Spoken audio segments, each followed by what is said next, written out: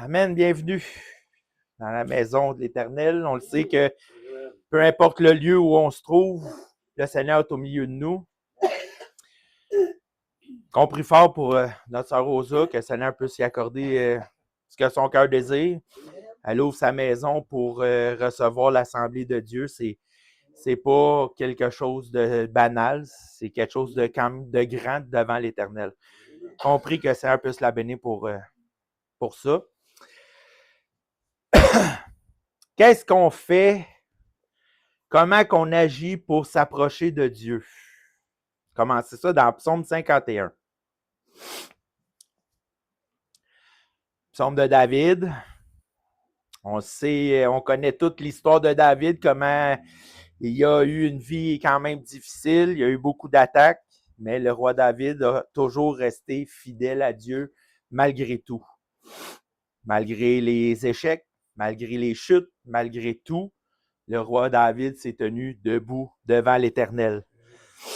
Au chef des chantres, psaume de David. Lorsque Nathan le prophète vient à lui, après que David fut allé vers Bathsheba, vous voyez, David a succombé. Après ça, ô Dieu, aie pitié de moi dans ta bonté. Selon ta grande miséricorde, efface mes transgressions. Le roi David a tombé, mais il est retourné vers Dieu et il lui a demandé pardon. Puis en plus, selon ta grande miséricorde, efface mes transgressions. Nous, on est très bénis parce que le Seigneur Jésus a effacé lui-même toutes nos transgressions. Ceux d'avant, ceux de présentement et même ceux du futur qu'on n'a pas encore tombé dedans. Malgré tout, Jésus a quand même tout effacé. Il ne faut pas mettre les deux pieds dedans parce qu'ils sont déjà pardonnés, on s'entend. Mais Jésus, dans son amour immense, il a tout effacé quand même. Lave-moi complètement de mon iniquité et purifie-moi de mon péché. On a tous péché. On a tous besoin du Seigneur pour laver nos fautes. J'ai péché contre toi seul. Non. Au verset 5. Car je reconnais mes transgressions et mon péché est constamment devant moi. Son péché, il est constamment devant lui. Est-ce que, quand nous, on tombe, est-ce que notre péché, il nous agresse devant nous? Est-ce que notre péché, on le voit ou est-ce qu'on passe tout de suite à autre chose puis c'est comme si de rien n'était? Un péché que tu n'as pas confessé à Dieu, ben tôt ou tard, Dieu va réclamer, il va réclamer quelque chose. Dieu, il laisse aucune faute sans conséquence. C'est pour ça qu'il faut aller vers Dieu, puis il faut y confesser nos fautes, puis il faut lui demander pardon. Mais si on tombe dans le péché, comme la majorité des gens vivent dans le péché, puis c'est comme si de rien n'était, puis ils font tout en toute impunité, comme si c'était correct, ben Dieu va demander des comptes à un moment donné. Mais si on y va, puis si on demande pardon à Dieu, là maintenant, Dieu va effacer ces fautes-là, parce qu'il l'a promis par le Seigneur Jésus. J'ai péché contre toi seul, et j'ai fait ce qui est mal à tes yeux, en sorte que tu seras juste dans ta sentence. Tabarouette, c'est une sentence. C'est pas juste une petite, c'est pas juste une petite tape ses doigts, une petite punition, là. C'est quelque chose. Mais Dieu, dans sa grande bonté, nous pardonne. Sans reproche dans ton jugement. Dieu est fidèle et bon et juste. Une chance. Voici, je suis né dans l'iniquité et ma mère m'a conçu dans le péché. Le roi David, son père, a commis, et c'est pour ça qu'il était toujours rejeté de sa famille, parce que c'est un enfant qui a été conçu dans le péché. Mais tu veux que la vérité soit au fond du cœur. Fais donc pénétrer la sagesse au-dedans de moi. Là, ça, c'est une demande. Quand on fait une demande à Dieu, il faut attendre que Dieu va nous éprouver. Oui. Même si tu ne lui demandes pas des choses, des fois, il va t'éprouver jusqu'à temps que tu comprennes, puis que tu accomplisses ce que Dieu a préparé devant toi. Mais si tu demandes quelque chose à Dieu, ben, Dieu va t'éprouver, Dieu va te faire vivre des choses pour obtenir. Dieu donne rien sans que toi, tu fasses quelque chose. Parce que si Dieu ferait les choses, ben, on serait comme des robots, puis on n'aurait pas de choix à faire parce qu'on ferait toutes les choses. Non, Dieu nous a laissé le choix de choisir les bonnes voies, de choisir le bon chemin. Puis si on ne choisit pas le bon chemin, ben attention.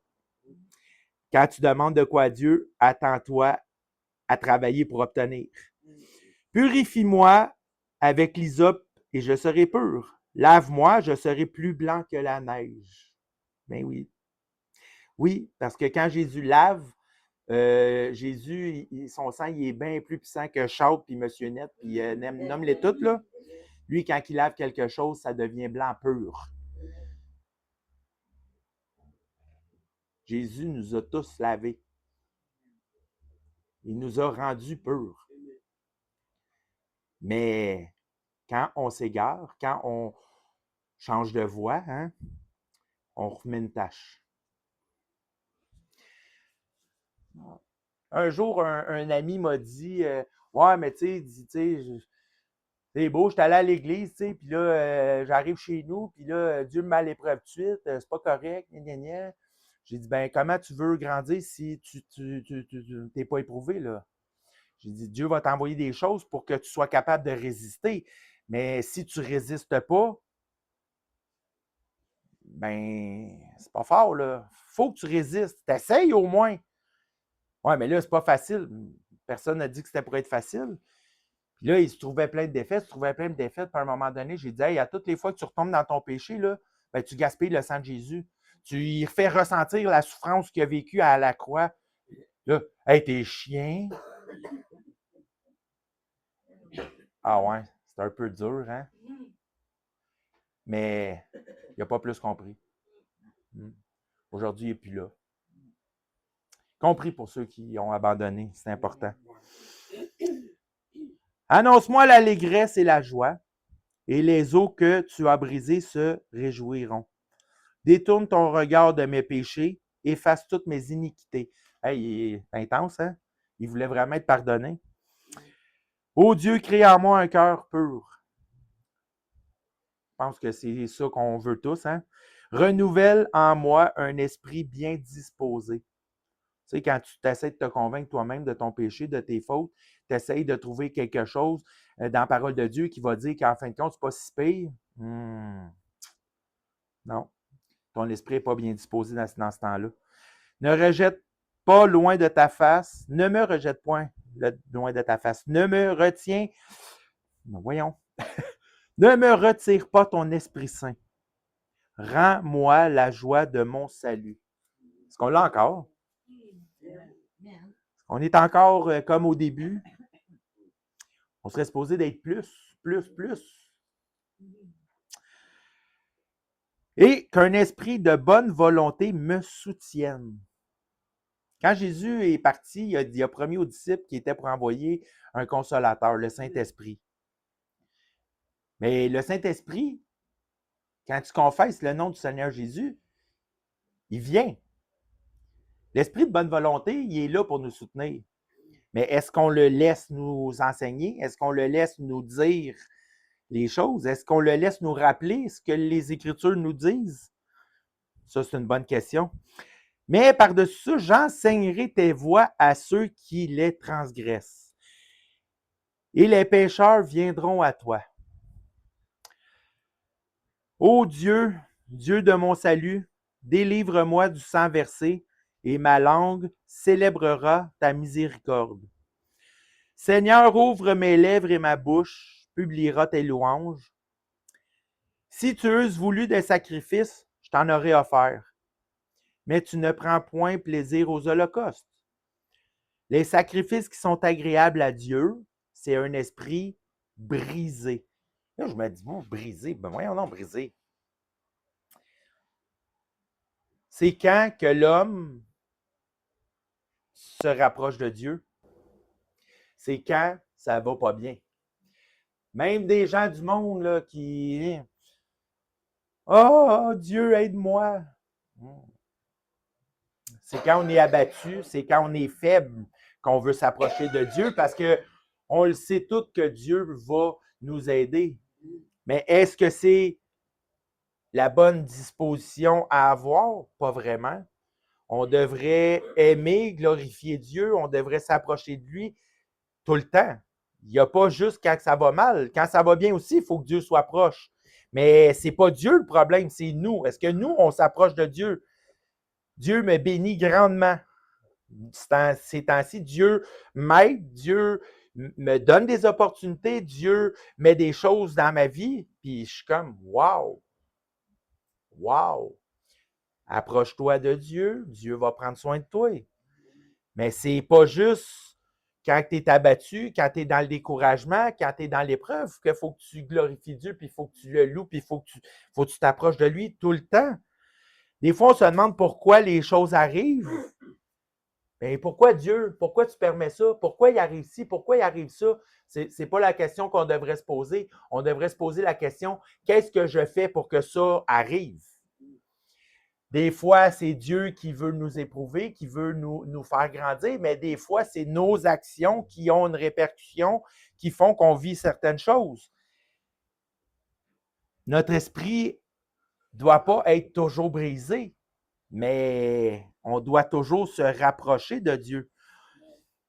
Ô Dieu, tu ne dédaignes pas un cœur brisé et contrit. Répands par ta grâce tes bienfaits sur Sion.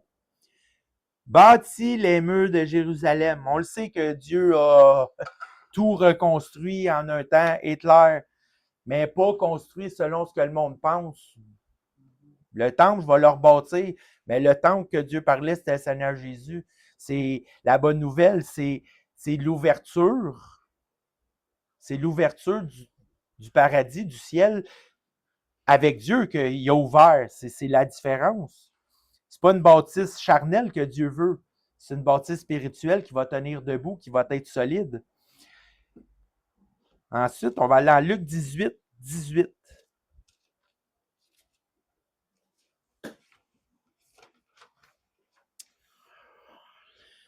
Luc 18, à partir du verset 18. Là, ici, on parle de l'homme riche. Verset 18.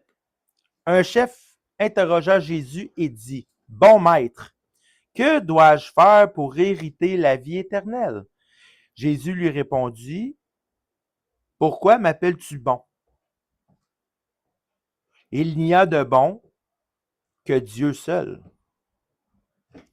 Le Seigneur Jésus était envoyé par Dieu. Le Seigneur Jésus fait partie de la Trinité. Jésus était aussi Dieu sur terre, mais Jésus avait recouvert un corps humain pour comprendre l'homme. Et à cause de cette chair qui était sur lui, il s'est mis un pas en arrière, puis il a dit, Dieu seul, mon Père, qui est bon. Il aurait pu se péter les bretelles, là, comme tout le monde aujourd'hui, non. Le Seigneur Jésus a resté dans l'humilité, il a dit, Dieu seul est bon. Tu connais les commandements. Tu ne commettras point d'adultère, tu ne tueras point, tu ne déroberas point, tu ne diras point de faux témoignages, honore ton père et ta mère. J'ai, dit-il, observé toutes ces choses dès ma jeunesse. Jésus, ayant entendu cela, lui dit, il te manque encore une chose. Vends tout ce que tu as, distribue-le aux pauvres, et tu auras un trésor dans les cieux. Puis, viens, suis-moi. Demande à un riche, là, une grosse bâtisse là-bas, là, une grosse compagnie, là. C'est riche, ça. M'en dit de vendre tout ce qu'il y a pour suivre Dieu. T'es un fucké, toi. Ouais, je suis un fucké. Les richesses que tu as présentement, ils ne servent à rien. Ils ne servent à rien. Quand j'étais plus jeune, j'ai dit un jour, je vais être riche. Aujourd'hui, j'ai compris une chose. J'ai toujours été riche. J'ai toujours été riche. Parce que je suis héritier de Dieu. Ma richesse n'est pas ici. Jésus est en train de la préparer de l'autre côté. Ah, ça serait bien facile d'avoir 2, 3, 4 millions dans mon compte de banque, là. Puis, l'argent, moi, ça ne me change pas. J'en ai pas. Mais je prends ce que Dieu me donne. Et je fais ce que je peux avec ce que Dieu me donne. Je manque de rien. J'ai des beaux habits. Ils n'ont pas coûté cher. Merci, mon Dieu. Mais mon cœur est immensément généreux. Dieu me bénit, Dieu me comble de tout.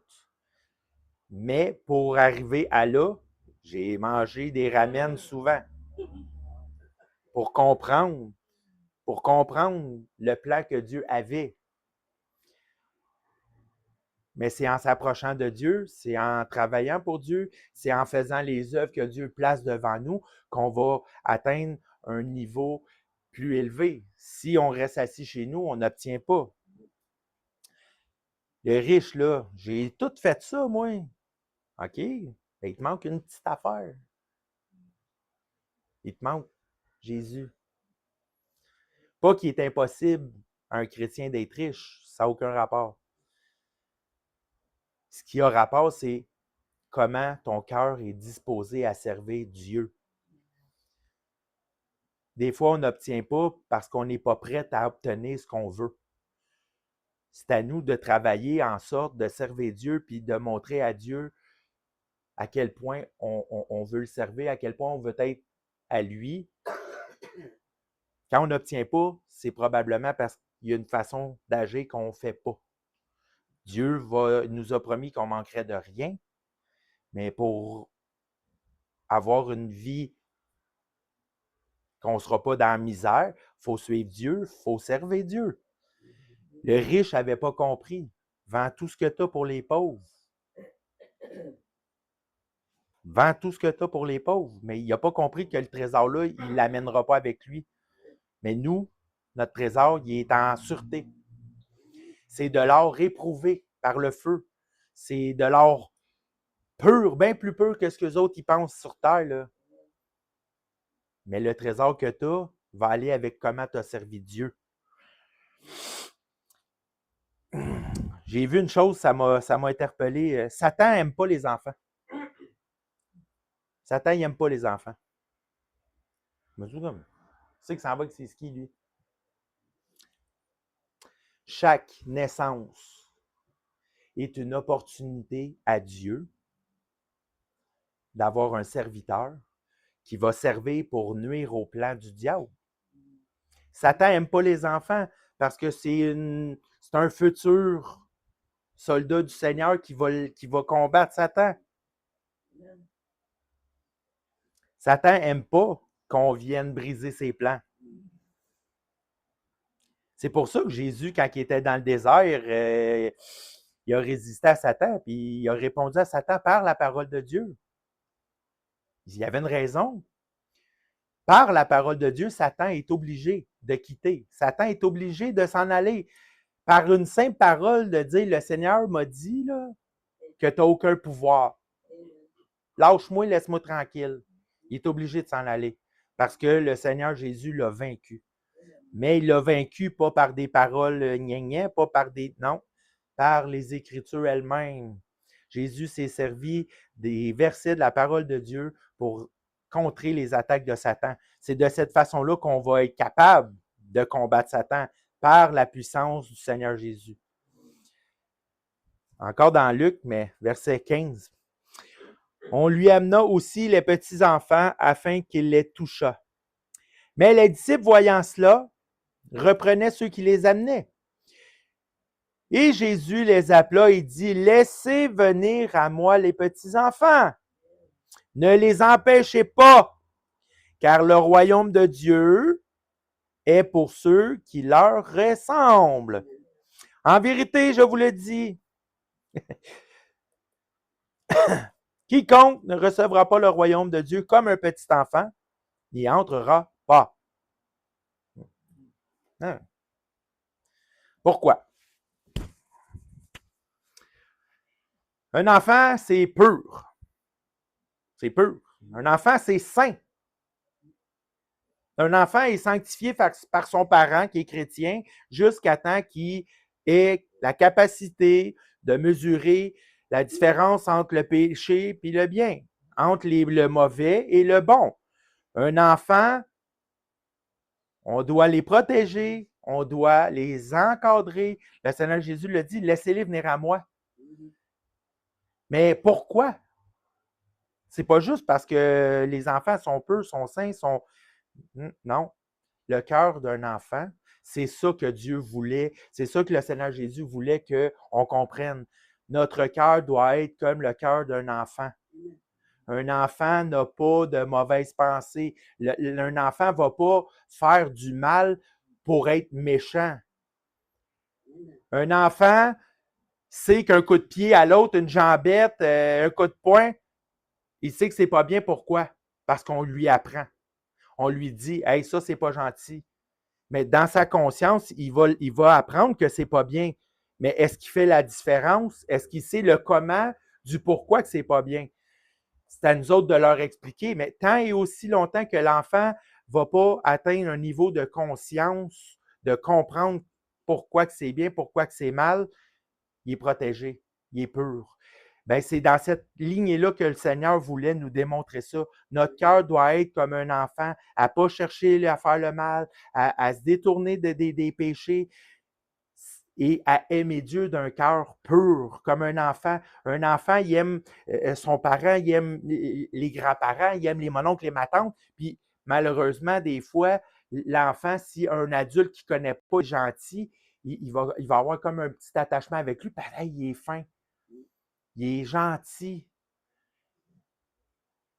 Nous, on le sait qu'il y en a qui sont mal intentionnés, mais eux autres, ils ne le savent pas. Ils ne comprennent pas que les gens peuvent être mauvais parce qu'en eux, il n'y en a pas de mauvais. C'est comme ça qu'on devrait être. On devrait pas être capable de reconnaître les pas fins, les pas bons. On devrait avoir un amour comme le Seigneur Jésus a eu pour tout le monde. Et Jésus était reproché qu'il allait avec les buveurs, avec les... Hey, Jésus a ramassé la prostituée. Voyons donc. Voyons donc. C'est une prostituée. Puis, elle ne connaissait pas le Seigneur. Là, elle l'a rencontré, elle a changé de vie. Elle a changé de vie. Mais ce n'est pas une mauvaise personne parce que c'est un bandit, parce que c'est une prostituée, parce que c'est un voleur, c'est un vendeur de drogue. Dieu, ça ne veut pas dire que c'est une mauvaise personne pour autant. Ça veut juste dire qu'elle a fait des mauvais choix dans sa vie.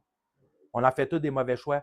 On prend tous des chemins un peu plus sombres, un peu plus croches, mais il faut se rappeler que, ta minute, là, on revient à ta place. Mais eux autres aussi, c'est un égarement. Mais c'est à nous autres à briller, c'est à nous autres à leur montrer. Comme les enfants. Les enfants ne connaissent pas le mal. Ils ne font pas des mauvaises actions pour le plaisir de le faire, comme certains hommes. Mais ils ont appris à avoir la crainte. Ils ont appris le mal. Ils ont appris à se venger. Ils n'ont pas ça en eux-mêmes au départ. Là. C'est à cause de l'adulte que l'enfant devient comme ça. Galates 6, versets 7 à 10. Bon.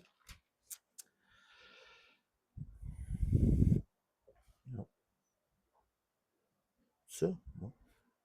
Ouais. OK. Je ne suis même pas à bonne place. Ouais, je fais là, moi. Bon! Là, ça a plus de sens. Ne vous y trompez pas, on ne se moque pas de Dieu. Bon, c'est pas grave, je suis dans le noir, ça paraît pas. C'est pas grave, je suis caché chez nous, Dieu ne voit pas ça. Même si tu creuserais jusqu'en Chine, mon chum, pour te cacher, là, Dieu voit tout. Dieu sait tout. Dieu entend tout. C'est pour ça qu'il est écrit « Ne vous y trompez pas ». On ne se moque pas de l'Éternel. Ce qu'un homme aura semé, le moissonnera aussi. Hey, j'ai planté un pommier chez nous, puis j'espère de tout mon cœur que ça va être des oranges.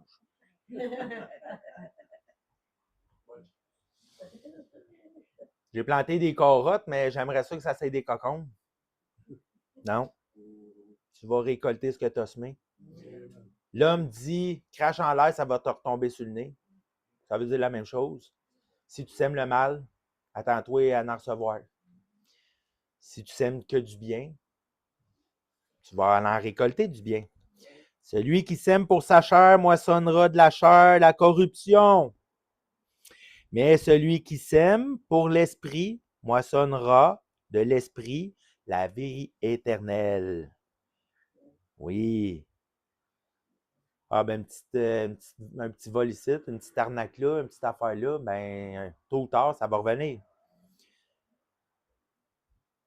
Tout finit par se savoir. Vis-à-vis des hommes, là, tout finit par être. Tout se sait, tout se sait, tout se sait. Quand je veux savoir de quoi, inquiète-toi pas que m'a trouvé la vérité, m'a trouvé pourquoi. Je suis un homme. Je suis bien loin d'avoir la puissance de Dieu. Rien ne va être caché devant la face de Dieu. Ne nous lassons pas de faire le bien, car nous moissonnerons au temps convenable si nous nous relâchons pas. Seigneur Jésus a dit aux apôtres bientôt. Bientôt. C'est un grand mot, bientôt. Bientôt, ça peut être dans 5 minutes, ça peut être dans 2 jours, ça peut être dans un mois, ça peut être dans un an, ça peut être dans 10 ans, dans 20 ans. Jésus a promis que c'était bientôt aux apôtres, ça fait 2000 ans.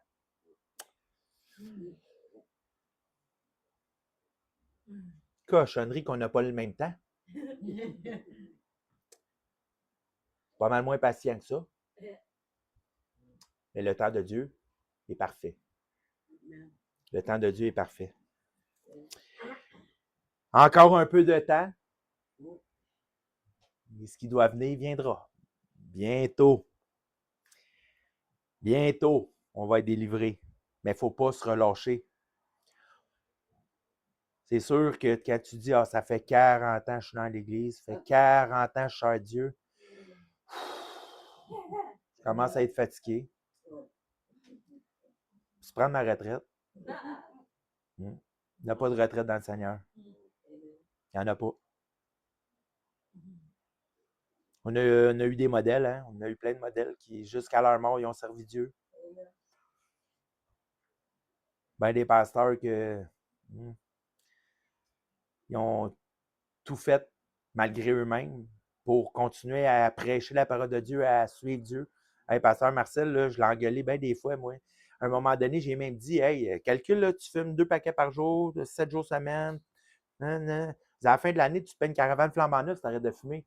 Fais toutes tes affaires, j'aime ça. Hey, j'étais fou, toi. Tu pourrais te payer une caravane flambant neuve, mais tu continues à fumer.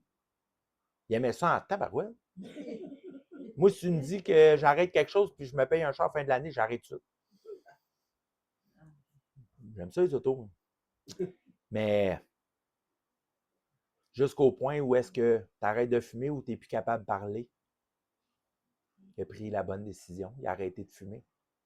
La chose qu'il aimait le plus dans sa chair, fumer, il l'a arrêté pour Dieu. Parce qu'il n'y avait rien qui comptait plus au monde pour lui que de prêcher la parole de Dieu. C'est un méchant modèle, là. Malgré la maladie, malgré l'handicap, malgré tout, il a tout fait pour servir Dieu jusqu'à temps que Dieu vienne le rechercher. Ah, puis moi, je suis fatigué, ça ne me tente plus. Wow. OK. Il ne faut pas se relâcher. Ainsi donc, pendant que nous en avons l'occasion, pratiquons le bien envers tous. Tous. Tous. Même ceux qu'on aime moins. Et surtout envers les frères à la foi. C'est très bien de prendre soin de nos frères et sœurs. C'est très, très, très bien. Dieu les a placés là pour qu'on soit ensemble, qu'on travaille ensemble, qu'on loue Dieu ensemble, mais pas juste ça. Pour qu'on soit là les uns pour les autres. Mais quel bien nous sera fait si on aime juste ceux qui nous aiment? Là, la question. Ah, ça, c'est choquant. J'aime pas la tête, lui, je suis obligé. Mais sais-tu que lui que t'aimes pas là au bord de la rue, c'est peut-être lui le dernier? C'est peut-être toi que Dieu a choisi pour aller le chercher. Il y a beaucoup de gens dans la vie qu'au premier regard, je les aimais pas. Mais parce que moi, j'ai Dieu dans ma vie, j'ai fait abstraction de ce que moi, j'aime pas. Puis en fin de compte, c'est une méchante bonne personne. C'est pas au premier regard que tu peux connaître quelqu'un, c'est à force de l'étudier, à force de le côtoyer, que tu vas te rendre compte que peut-être qu'il a des mêmes valeurs que toi, peut-être qu'il y a beaucoup de proximité entre toi et lui, puis tu ne l'as pas vu au premier regard. Il ne faut pas juger une personne à un instant. Il faut attendre de voir. Puis peut-être que justement, Dieu met cette personne-là sur ton chemin parce que c'est toi qui dois lui faire connaître le Seigneur Jésus. Pas facile, là. Il y en a bien des fois que. Mais Jésus aimait tout le monde. Les pires même. Mais l'amour, c'est le principal. C'est la principale chose que Jésus nous a demandé. Qu'on fait des petits efforts, puis le Seigneur, il voit tout. Moi, je vous aime. Le